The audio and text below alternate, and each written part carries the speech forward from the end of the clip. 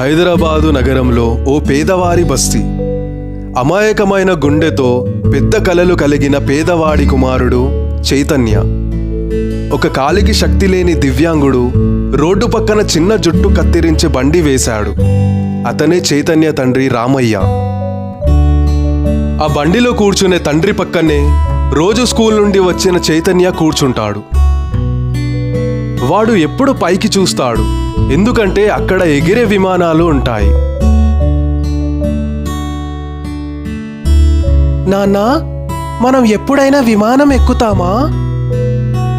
నువ్వు చదువులో ముందుండిపోతే ఒకరోజు నువ్వే నన్ను ఎక్కిస్తావు బాబు. రామయ్య వికలాంగుడైన చాలా కష్టపడతాడు. చైతన్యకు మంచి చదువు ఇవ్వాలని, వాణ్ణి ఒక పెద్ద ఆఫీసర్లాగా చూడాలి అని. చైతన్య రోజు స్కూల్ పక్కనున్న ఎయిర్పోర్ట్ గేట్ దగ్గరకు వెళ్ళి విమానాలు చూసి ఊహించుకుంటాడు. నేను ఒకరోజు ఎగిరే పక్షిలాగా విమానం ఎక్కి ఎగురుతా. ఒకరోజు స్కూల్లో ఫీల్డ్ ట్రిప్లో విమానాశ్రయం దర్శనానికి వెళ్ళే అవకాశం వస్తుంది.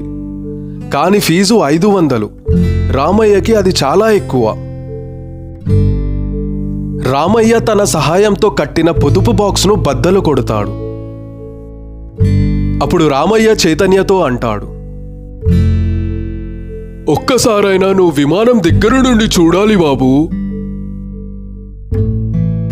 నాన్నా, నాకు చాలా ఆనందంగా ఉంది నాన్నా. విమానాలు ఉండే చోటికి వెళ్తున్నాను. క్షణం మారిన జీవితం. చైతన్య విమానాశ్రయంలో మొదటిసారి రన్వే చూస్తాడు. విమానం దగ్గరగా కనిపిస్తుంది. మోటార్ గర్జన విని ఆశ్చర్యపోతాడు. ఒక పసివాడి కల తట్టిన ఆనందం. అక్కడ ఉన్న సెక్యూరిటీ గార్డ్ గైడ్ లాగా తీసుకెళ్లి చూపిస్తాడు. చైతన్య సెక్యూరిటీ గార్డ్ దగ్గరున్న ఫోను తీసుకొని వాళ్ళ నాన్న రామయ్యకి వీడియో కాల్ చేసి చూపిస్తాడు. నాన్నా, విమానం చూడు నాన్న, ఎంత పెద్దగా ఉందో. అది నాకు చాలా దగ్గరగా ఉంది నాన్నా. నాన్నా, విమానం నన్ను పిలుస్తున్నట్టు ఉంది. నువ్వు నేను దాంట్లో కూర్చొని చక్కా ఎగిరిపోదామా?